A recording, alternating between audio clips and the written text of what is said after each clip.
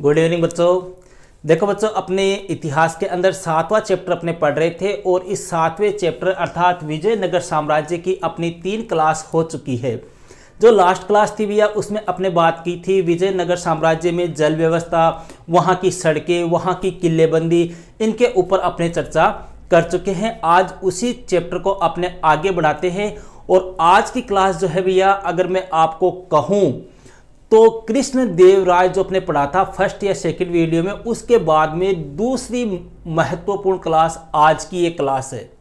क्यों? क्योंकि आज जो टॉपिक अपने पढ़ेंगे ना, वो सभी टॉपिक्स जो है वो आपकी एग्जाम में क्वेश्चन आ चुके हैं, हर टॉपिक से आ चुका है। जैसे सबसे मेन महानवमी डब्बा, मैंने यहाँ पर भैया सबसे ऊपर इसके ये भी लिख दिया है वेरी मोस्ट। इस क्वेश्चन को आप उठा के देख लो, कभी सीबीएसई में, कभी आरबीएसई में, कभी एमपी बोर्ड में, कभी यूपी बोर्ड में, हर बार ये क्वेश्चन आता है, हर बार। हालांकि अपने देखो सभी क्वेश्चन मोस्ट है, इसलिए मैं अपनी दृष्टि से आपको बता रहा हूं कि ये क्वेश्चन जो है अपने महानवमी डिब्बा है, सभा मंडप है, इस क्वेश्चन को आप देख लो, ये भी हर एग्जाम में पूछाता है। इसके अलावा लोटस महल, ये 2 मंदिर भैया, विरूपाक्ष मंदिर, विठल मंदिर, यहाँ हजारा राम मंदिर, ये सारे के सारे क्वेश्चन जो है वो आपकी 12वीं की दृष्टि से तो मेन है ही है, साथ में ये कंपटीशन एग्जाम की दृष्टि से भी काफी महत्वपूर्ण है। इसलिए मैं आपको कह रहा हूं कि आज की क्लास जो है इस विजयनगर साम्राज्य के अंतर्गत दूसरी सबसे महत्वपूर्ण इंपॉर्टेंट क्लास है। क्यों? क्योंकि पहली मेन क्लास मैंने आपको बताई थी कि पहला जो क्वेश्चन आता है वो कहां से संबंध आता है, कृष्ण देव राय से संबंधित आता है, और दूसरा जो क्वेश्चन आता है भैया वो यहां से संबंधित आता है।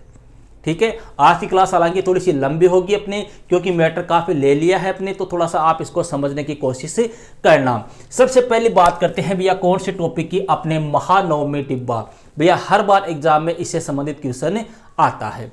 देखो महानवमी डिब्बा है क्या भैया, महानवमी डिब्बा क्या है भैया? इसका शाब्दिक अर्थ तो होता है महान नौवा दिवस, महान नौवा दिवस। समझ रहे हो आप? जैसे अपने नवरात्रि मनाते हैं, नवरात्रि कितने दिनों की होती है? 9 दिन की होती है, तो नौवा दिवस मतलब मेन दिन कौन सा मानेंगे? 9वें दिन को। तो कहने का मतलब है कि ये महानवमी डिब्बा है, इसका शाब्दिक अर्थ होता है महान नौवा दिवस। आपकी बुक में इसका डायग्राम दिया होगा, एक बड़ा सा मंच नुमा ये संरचना है। कहने का मतलब है कि महानवमी डिब्बा है क्या? एक बड़ा विशाल मंच है भैया। मंच जानते हो, जहां से हम कोई भी कार्यक्रम का आयोजन करते हैं, जहां पर खड़े होकर हम प्रस्तुति देते हैं, उसको क्या बोलते हैं? मंच। जैसे अपने स्कूलों में नहीं होते क्या, 15 अगस्त के प्रोग्राम होते हैं, 26 जनवरी के होते हैं, तो अपने एक मंच का निर्माण करते हैं नहीं करते? तो ये महानवमी डिब्बा भी क्या है भैया? एक विशाल और ऊंचा मंच है। कितना विशाल है? 11,000 वर्ग फीट, 11,000 वर्ग फीट जितना विशाल है, और इसकी ऊंचाई जो है भैया वो कितनी है? 40 फीट है। और है क्या? एक मंच है जिसका शाब्दिक अर्थ क्या है? महान नौवा दिवस। अब देखो इस मंच का क्या काम था। देखो भैया इस मंच पर भैया धार्मिक अनुष्ठानों का आयोजन होता था। धार्मिक अनुष्ठान, धार्मिक कार्यक्रमों की प्रस्तुति होती थी, धार्मिक कार्यक्रम आयोजित किए जाते थे। कौन कौन से धार्मिक कार्यक्रम? जैसे दशहरा है, दुर्गा पूजा है, नवरात्रा है, ऐसे कार्यक्रमों का यहाँ पर क्या होता था? आयोजन होता था, अनुष्ठान होता था या आयोजित किए जाते थे। और ये कार्यक्रम भैया कब होते हैं, ये अनुष्ठान कब होते थे? सितंबर, अक्टूबर या दिसंबर के महीने के आसपास में ये कार्यक्रम आयोजित किए जाते थे। क्यों? क्योंकि ये सभी आपके जैसे दशहरा कब आता है? दीपावली पे, और दीपावली कब आती है भैया? अक्टूबर नवंबर में। तो लगभग कहने का मतलब हो गया सितंबर अक्टूबर के आसपास में ये कार्यक्रम आयोजित किए जाते थे या इन धार्मिक कार्यों का आयोजन होता था। क्लियर है? आगे देखो भैया मुख्य आकर्षण, मतलब इस महानवमी डिब्बे के जो मंच था, ये जो मंच था यहाँ का मुख्य आकर्षण क्या था? मेन क्या था यहाँ का? यहाँ पर भैया राजा के अश्व की पूजा की जाती, मतलब जो राजा का घोड़ा होता था उसकी पूजा की जाती, राजा की मूर्ति की पूजा की जाती थी, और जानवरों की यहाँ पर क्या दी जाती थी? बलि दी जाती थी। मतलब एक प्रकार से कहे तो राजा का जो शौर्य था, राजा की जो ताकत थी, उसका यहाँ पर क्या होता था? गुणगान होता था। ठीक है, आगे देखो इसी महानवमी डिब्बे पर भैया शोभा यात्रा में घोड़ों, हाथी और रथों और सैनिकों का भी क्या किया जाता था? इनकी शोभा यात्रा निकाली जाती थी। मतलब जब ये महोत्सव आयोजित होते थे ना, दशहरा, दुर्गा पूजा, नवरात्रा, इस समय क्या होता था भैया, राजा के अश्व की पूजा होती थी, उसकी मूर्ति की पूजा भी की जाती थी और बलि प्रथा भी होती थी, मतलब किसी जानवर की बलि दी जाती। साथ ही साथ में शोभा यात्रा भी निकाली जाती थी। शोभा यात्रा किनकी? घोड़ों की, हाथियों की, रथों की और राजा के सैनिकों की। कहने का मतलब है कि राजा के शौर्य का गुणगान भी किया जाता था। कहां से? महानवमी डिब्बा से। क्या है? एक मंच है जिसकी ऊंचाई कितनी है? 40 फीट है। 40 फीट भैया, आप एक आइडिया लगा लो, अपने सामान्यतः अगर अपने मकानों की बात करें, एक रूम की बात करें, तो इसकी हाइट कितनी होती है? 10-11 फुट। तो सोच लो यह मंच कितनी ऊंचाई पर बना हुआ था। ठीक है, एक बड़ा आधार इसका था और इसके ऊपर इस मंच का निर्माण किया गया था ताकि दूर दूर तक जनता को दिखाई दे सके। इस पर भी और क्या होता था? नायक और अधीनस्थ। नायक कौन होते थे? आपको बताया हुआ है मेरा, जो सेना प्रमुख होते थे वो क्या होते थे? नायक होते थे। और अधीनस्थ, अधीनस्थ कौन? जो राजा के अधीन होते थे। वो इस अवसर पर राजा को क्या देते थे? भेंट, उपहार या कर प्रदान करते थे। कौन? नायक और अधीनस्थ शासक। इसके अलावा यह राजा जो होता था वो त्योहार के अंतिम दिन, त्योहार का अंतिम दिन कौन सा? जैसे मान लो नवरात्रा है, नवरात्रा का अंतिम दिन कौन सा हो गया? 9वां दिन। ठीक है, तो त्योहार के अंतिम दिन अपनी सेना के समारोह का भी क्या करता था? निरीक्षण करता था। अपनी सेना का समारोह कौन सा? अभी मैंने बताया था ना, घोड़ों को, हाथियों की, रथों की और सैनिकों की वहां पर क्या निकाली जाती थी? शोभा यात्रा निकाली जाती थी। इसका राजा क्या करता था? स्वयं निरीक्षण करता था। किस दिन? अंतिम दिन। कोई दिक्कत नहीं है। यह था भैया महानवमी डिब्बा। शाब्दिक अर्थ महान नौवा दिवस। क्या है? एक बड़ा ऊंचा मंच है, 11,000 वर्ग फीट में फैला हुआ है, ऊंचाई 40 फीट है और धार्मिक कार्यक्रमों का यहाँ पर आयोजन होता था। राजा के शौर्य का, राजा की शक्ति का, राजा की वीरता का यहाँ पर यशोगान किया जाता था। कोई दिक्कत नहीं है। अब ये यहीं पर बना हुआ था एक क्या? सभा मंडप। यहां पर क्या बना हुआ था? एक सभा मंडप बना हुआ था। अब देखो इस वर्ड से आप पकड़ लो, सभा मंडप। सभा मंडप का मतलब एक ऐसा स्थान जहां पर क्या होती थी? सभा होती थी, जहां पर मीटिंग का आयोजन होता था, जहां पर कोई बैठक होती थी, उसको क्या कहेंगे? अपने सभा मंडप। देखो एक इतिहासकार हुए भैया जिनका नाम था पेश। इन्होंने महानवमी डिब्बा और सभा मंडप जो है इनको क्या कहा था? विजय शहर कहा था। ये लिखना भूल गया मैं, किसने कहा था? पेश ने। पेश जो थे इन्होंने इस एक मिनट भैया, थोड़ा सा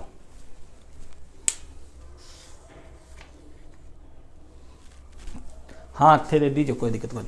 हाँ ठीक है, तो अपने सभा मंडप की बात करें भैया। सभा मंडप क्या था?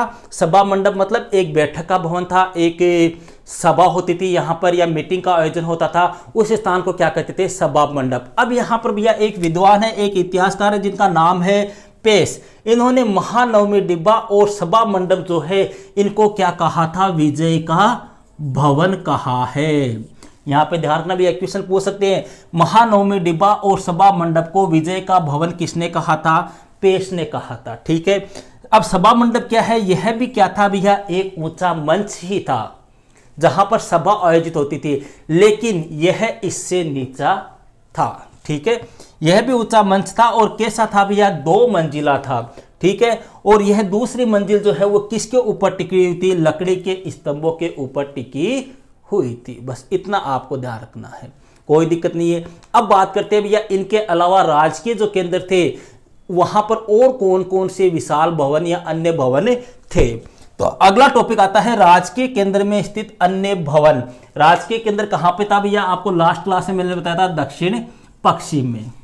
राजकीय केंद्र कहां पे था? दक्षिण पश्चिम में था। विजयनगर साम्राज्य के दक्षिण पश्चिम में कौन सा था? राजकीय केंद्र था। उसी राजकीय केंद्र में अपने महानवमी डिब्बा था, सभा मंडप था। और अब अन्य भवनों की बात करें तो भैया पहला जो भवन आता है वो है लोटस महल। लोटस क्या होता है भैया? कमल का फूल। तो इसको लोटस महल या कमल महल भी अपने कहते हैं। ये लोटस महल या कमल महल है क्या? देखो भैया, यह राजकीय केंद्र का सबसे सुंदर क्या है? एक महल है। एक ये क्या है, महल है। इसका नाम पहले लोटस महल नहीं था, कमल महल इसका नाम नहीं था। ये तो एक क्या था, सबसे सुंदर महल था। इसको लोटस महल या कमल महल नाम जो है वो किसने दिया था?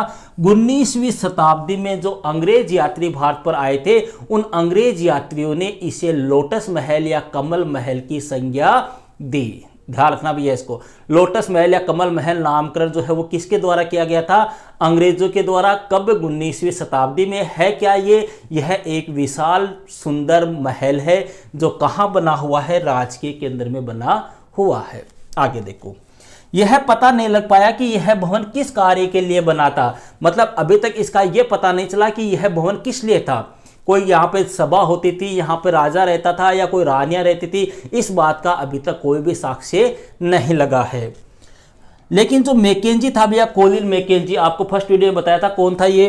कोलिन मैकेंजी जो था, इसने भैया अपना जो विजयनगर साम्राज्य का जो डायग्राम बनाया, मानचित्र बनाया, उसमें इसने कहा कि यह लोटस महल जो था वो क्या था? एक परिषदीय सदन था। मतलब यहां पर क्या होती थी?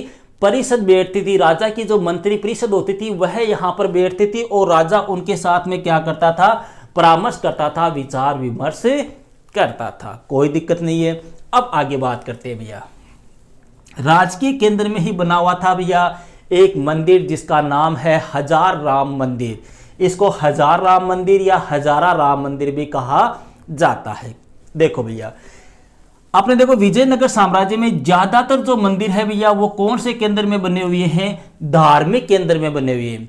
मंदिर कौन से क्षेत्र में आएंगे भैया? धार्मिक क्षेत्र में आएंगे। विजयनगर साम्राज्य जो था वो राजकीय केंद्र अलग था, धार्मिक केंद्र अलग था, कृषि केंद्र अलग था, अलग अलग था। तो मंदिर कहां पर आने चाहिए? धार्मिक केंद्र में आने चाहिए। जैसे ये सारे मंदिर अपने कहां पर आ रहे हैं? धार्मिक केंद्र में आ रहे हैं। लेकिन यह एकमात्र ऐसा मंदिर था जो कहां बना हुआ था? राजकीय केंद्र में बना हुआ था। क्वेश्चन पूछ ले कि विजयनगर साम्राज्य का कौन सा मंदिर राजकीय केंद्र में था, तो कौन सा हो गया भैया? हजार राम मंदिर। कोई दिक्कत नहीं है। आगे देखो, इसका प्रयोग, अब सीधी सी बात है, राजकीय केंद्र में था तो सीधी सी बात है इसका प्रयोग कौन करेंगे? या तो राजा करेंगे या राजा के परिवार वाले, रिश्तेदार वगैरह, सगे संबंधी, यही करेंगे। तो इसका प्रयोग केवल राजा और उसके परिवार के लोगों के द्वारा किया जाता था। क्यों? क्योंकि यह राजकीय केंद्र में था भैया, धार्मिक केंद्र में नहीं था। धार्मिक केंद्र में जो मंदिर थे वहां पर तो सभी जनता के लिए खुले हुए थे, आम जनता वहां पर आ सकती थी। लेकिन यह राजकीय केंद्र में था, इसका मतलब यह राजा उनके परिवार वालों के लिए था। इस मंदिर की दीवारों पर भैया क्या बनी हुई है? मूर्तियां बनी हुई है। और मूर्तियों के अलावा भैया दीवार के ऊपर जो है रामायण से संबंधित चित्र भी बने हुए हैं। रामायण जिसकी रचना किसने की थी भैया? वाल्मीकि ने की थी। उसके चित्र भी अपने किस मंदिर पर बने हुए हैं? हजार राम मंदिर पर बने हुए हैं। देखो भैया, पूरा क्वेश्चन भी पूछ सकते हैं आपको, इसमें 2 नंबर का क्वेश्चन पूछ ले, हजार राम मंदिर पर टिप्पणी लिखिए। या छोटा क्वेश्चन पूछ ले आपको कि विजयनगर साम्राज्य का वह कौन सा मंदिर है जो राजकीय केंद्र में बना हुआ था। या विजयनगर साम्राज्य का वह कौन सा मंदिर है जिसका प्रयोग केवल राजा और उसके परिवार वाले करते थे। या विजयनगर साम्राज्य का वह कौन सा मंदिर है जिसकी दीवारों पर रामायण के चित्र बने हुए हैं। कैसे भी क्वेश्चन आ सकता है, इसलिए भैया थोड़ा सा आपको अच्छी तरह से समझना है। बाकी डिटेल से मैं आपको नोट्स में अभी लिखा दूंगा। अब बात करते हैं भैया धार्मिक केंद्र। ये इतनी स्टोरी अपने किस में पढ़ी है? राजकीय केंद्र में पढ़ी है। अब बात करते हैं धार्मिक केंद्र की। देखो भैया, विजयनगर साम्राज्य कौन सी नदी के किनारे पर? तुंगभद्रा नदी के किनारे पर। आपको मैंने बताया था लास्ट क्लास में कि विजयनगर साम्राज्य, विजयनगर जो शहर है वो तुंगभद्रा नदी के किनारे पर बसा हुआ है। ठीक है। और इस शहर का जो उत्तरी क्षेत्र है वो किससे घिरा हुआ है?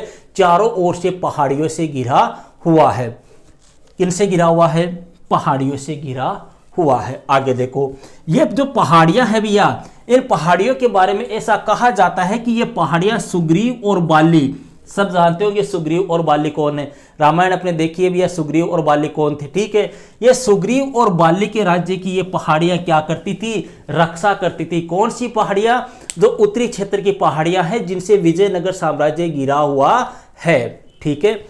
अब यहां पर ऐसी मान्यता है कि भैया यहां पर जो विरूपाक्ष है, विरूपाक्ष कौन थे भैया? भगवान विरूपाक्ष का वहां पे मंदिर है जो अपने एक प्रकार से देखे तो शिव के रूप माने जाते हैं। ठीक है। और वहां की ये विरूपाक्ष जो है वो भैया वहां पे विजयनगर साम्राज्य के क्या माने जाते हैं? संरक्षक माने जाते हैं। और फर्स्ट वीडियो मैंने बताया था वहां की जो मातृ देवी थी उसका क्या नाम था? पंपा देवी। जो वहां की क्या थी भैया, स्थानीय देवी या मातृ देवी थी। देखो इसको थोड़ी समझना, यहां पर मतलब जो विजयनगर साम्राज्य है भैया, वहां की स्थानीय मान्यता यह है कि विरूपाक्ष भगवान जो किसके रूप थे, शिव के रूप थे, और विजयनगर राज्य के क्या थे, संरक्षक थे। इनसे विवाह करने के लिए पंपा देवी कौन थी, वहां की स्थानीय देवी या मातृ देवी थी। उसने क्या किया, विवाह करने के लिए क्या की, कठोर तपस्या की।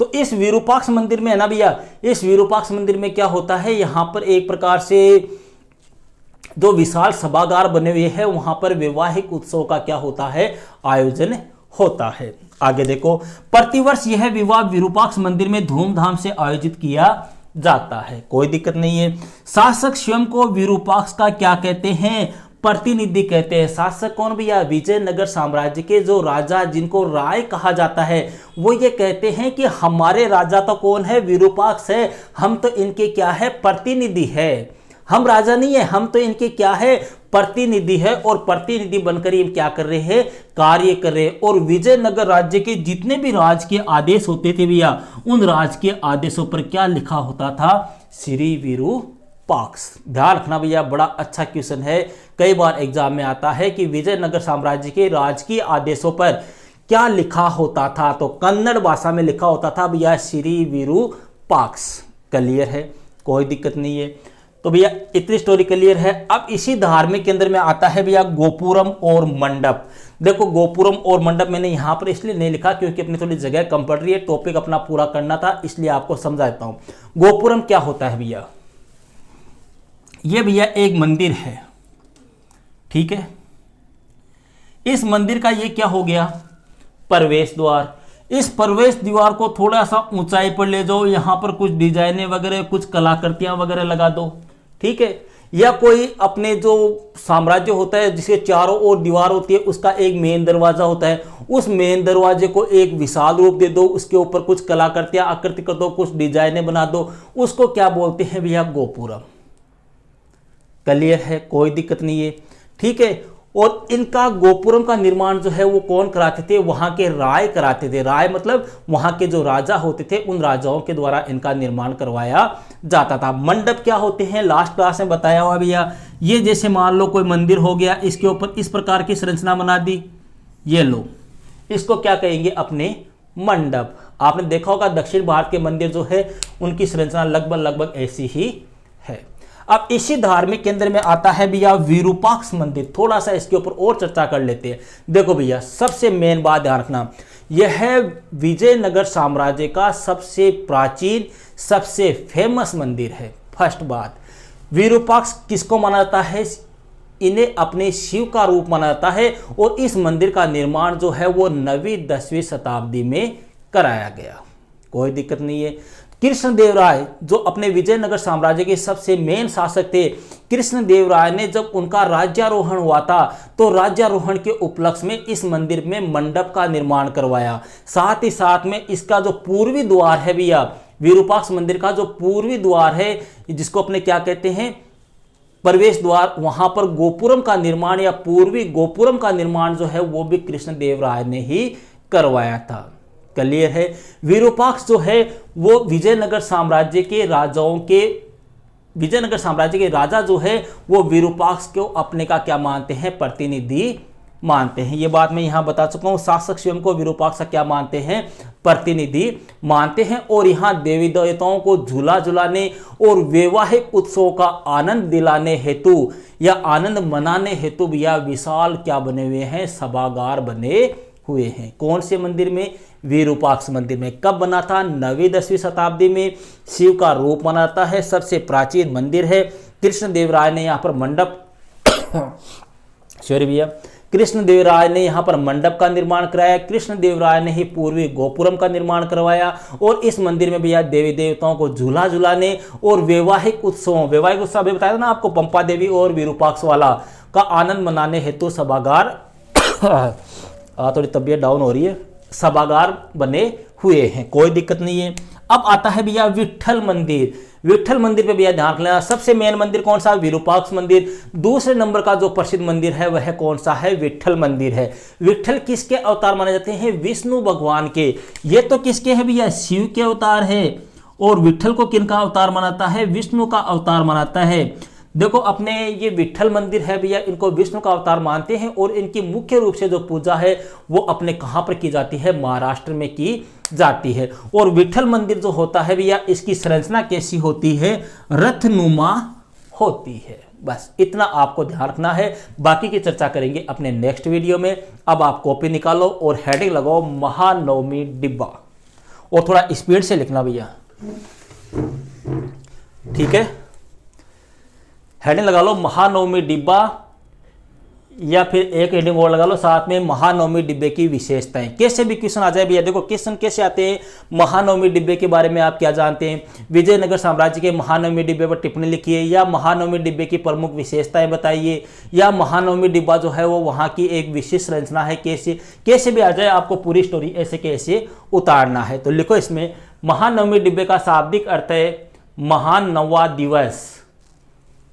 महान नौवा दिवस यह एक विशाल ऊंचा मंच है जिसका आकार 11,000 वर्ग फीट तथा ऊंचाई 40 फीट है। यहां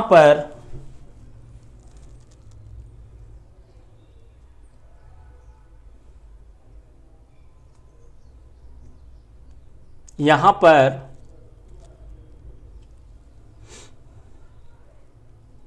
जो अनुष्ठान होते हैं वो महानवमी से जुड़े होते हैं।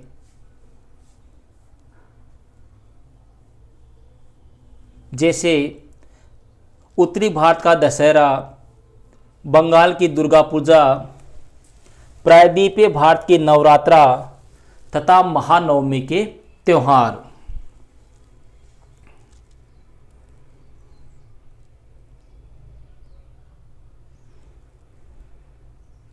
इसमें आगे लिखो, विजयनगर के शासक इस अवसर पर अपनी प्रतिष्ठा तथा शक्ति का प्रदर्शन करते थे। इस अवसर पर यहां अनेक अनुष्ठान होते थे। राजा के अश्व की पूजा, मूर्ति की पूजा तथा जानवरों की बलि इस अवसर के मुख्य आकर्षण थे। इसके अतिरिक्त नृत्य, कुश्ती, घोड़ों, हाथियों, रथों और सैनिकों की शोभा यात्रा भी इस अवसर के अन्य आकर्षण थे। इस अवसर पर नायक एवं अधीनस्थ राजा विजयनगर के शासकों को भेंट भी देते थे। इन उत्सव तथा कार्यक्रमों के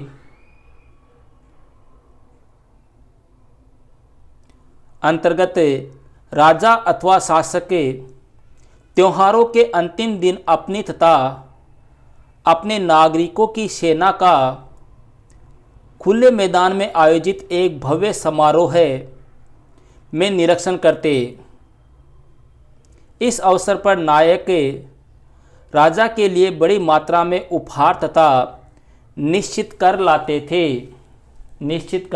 लाते थे। देखो भैया, नोट्स अगर आप फेयर कॉपी में नहीं लिख सको ना, तो एक काम कर लिया करो, पहले इनको रफ कॉपी में लिख लिया करो स्पीड से, ठीक है। या फिर आप वीडियो को देखो, मैं धीरे धीरे इसलिए नहीं बोल सकता क्योंकि काफ़ी लंबा वीडियो हो जाता है, फिर तो मैं थोड़ा स्पीड से बोलूँगा, तो आप वीडियो को आगे पीछे करके अपने हिसाब से सेट करके इनको लिखने की कोशिश कर लिया करो, ठीक है। अब हेडिंग लगाओ भैया, सभा मंडप। सभा मंडप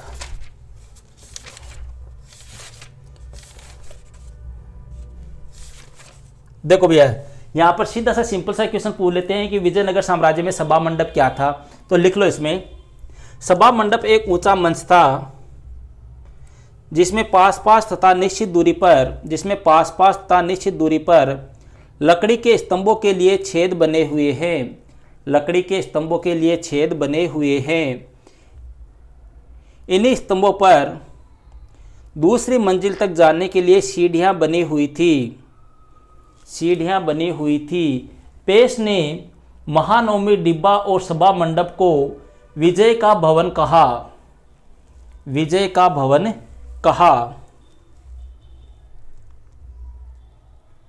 बस इतना ही, ठीक है।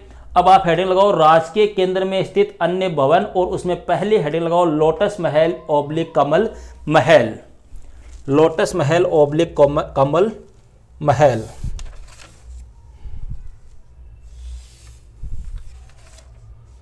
लोटस महल ओब्लिक कमल महल।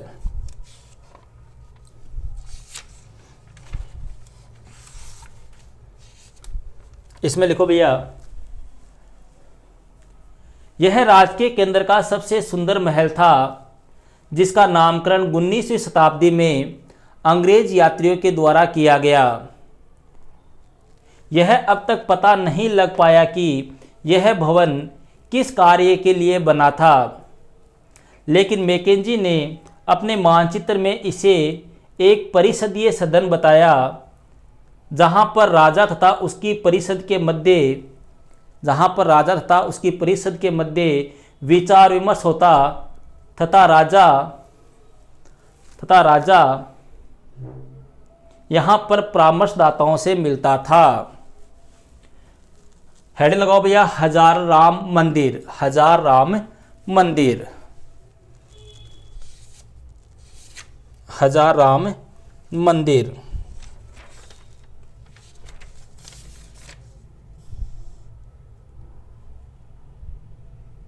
इसमें लिखो, हजार राम मंदिर में लिखो, विजयनगर साम्राज्य में ज़्यादातर मंदिर धार्मिक केंद्र में बने थे, पर यह मंदिर राजकीय केंद्र में बना था। इस मंदिर का प्रयोग केवल राजा और उसके परिवार के लोग करते थे। इस मंदिर की दीवारों पर मूर्तियां तथा रामायण के चित्र बने हुए हैं। ओके, अब हेडिंग लगाओ धार्मिक केंद्र। हेडिंग लगाओ धार्मिक केंद्र। विजयनगर साम्राज्य के, अब देखो यहां पर क्वेश्चन कैसे पूछेंगे, विजयनगर साम्राज्य के धार्मिक पक्ष पर प्रकाश डालिए। ठीक है, तब तो आपको यहां से लेकर यहां तक करना है, या फिर इनमें छोटा पूछ ले, गोपुरम और मंडप क्या है, विरूपाक्ष मंदिर पर टिप्पणी लिखिए, विठल मंदिर के बारे में आप क्या जानते हैं, ऐसे भी क्वेश्चन आ सकता है। ठीक है, तो अपने हेडिंग लगाओ धार्मिक केंद्र और इसमें लिखो भैया, विजयनगर साम्राज्य जो तुंगभद्रा नदी के किनारे बसा हुआ था, विजयनगर साम्राज्य जो तुंगभद्रा नदी के किनारे बसा हुआ था, इसका उत्तरी क्षेत्र पहाड़ियों से घिरा हुआ था। स्थानीय मान्यताओं के अनुसार ये पहाड़ियाँ रामायण में वर्णित बाली और सुग्रीव के राज्य की रक्षा करती थी। ऐसी भी मान्यताएं हैं कि विरूपाक्ष भगवान जो शिव का रूप थे और विजयनगर राज्य के संरक्षक थे, से विवाह करने हेतु पंपा देवी ने इन्हीं पहाड़ियों में तपस्या की थी।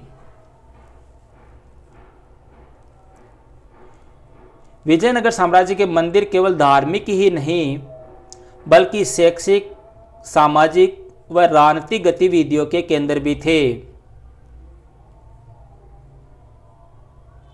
पैराग्राफ चेंज करके लिखो, विजयनगर को राजधानी के रूप में चयनित करने का कारण यहाँ भगवान विरूपाक्ष और पंपा देवी के मंदिरों का स्थित होना था।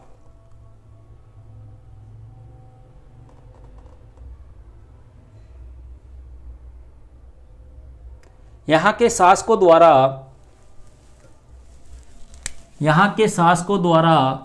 हिंदू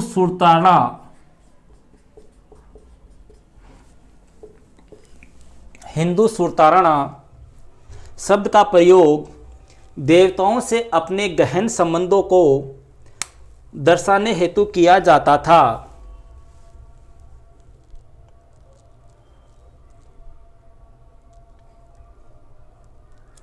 ठीक है, अब हेडिंग लगाओ भैया, गोपुरम और मंडप तो आपको बताया हुआ है, कोई दिक्कत नहीं, लिख लो। चलो ये भी हेडिंग लगा लो, गोपुरम और मंडप। गोपुरम और मंडप, इसमें लिखो, इस समय तक मंदिर निर्माण की स्थापत्य कला में कई नए तत्वों का समावेश हुआ।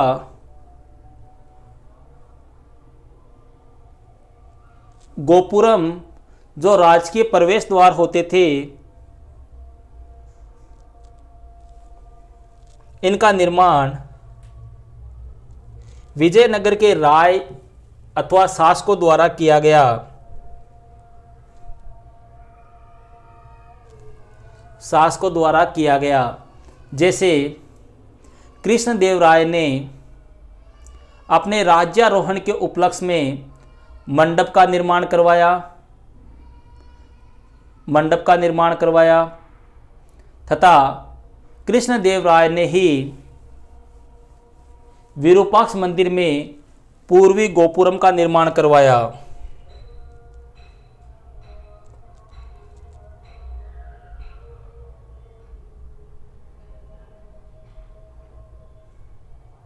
हेड लगाओ भैया विरूपाक्ष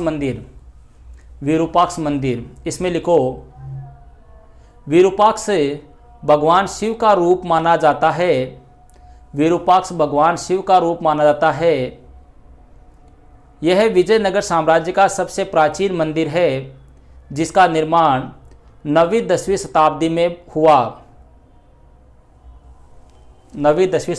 हुआ। विरूपाक्ष को विजयनगर राज्य के संरक्षक का दर्जा प्राप्त है। विजयनगर के शासक स्वयं को विरूपाक्ष का प्रतिनिधि मानते तथा राजकीय आदेशों पर भी श्री विरूपाक्ष लिखवाते। कृष्णदेवराय ने अपने राज्यारोहण के उपलक्ष्य में विरूपाक्ष मंदिर के मंडप का निर्माण करवाया तथा पूर्वी गोपुरम का निर्माण भी कृष्णदेवराय ने ही करवाया। इस मंदिर में देवी देवताओं को झूला झुलाने और वैवाहिक उत्सवों का आनंद मनाने हेतु विशाल सभागार बने हैं। अब हेड लगाओ भैया विट्ठल मंदिर। इसमें लिखो यह विजयनगर साम्राज्य का दूसरा महत्वपूर्ण मंदिर है। विट्ठल को भगवान विष्णु का अवतार माना जाता है। ये मुख्य रूप से महाराष्ट्र में पूजे जाते हैं। इनके मंदिर की प्रतिकृति रथनुमा होती है। ये लो भैया, ये हो गई अपने आज की क्लास। वापस कह रहा हूँ, यह टॉपिक बड़ा ही इंपॉर्टेंट है, बड़ा ही मेन टॉपिक है। कृष्णदेवराय के बाद में अगर इस पूरे चैप्टर का सबसे मेन टॉपिक है तो ये आज की क्लास है भैया। यहाँ से आप कंफर्म मान के चलो, एक क्वेश्चन जरूर से पुटअप होगा। ओके भैया, तो मिलते हैं फिर नेक्स्ट वीडियो में नेक्स्ट टॉपिक के साथ।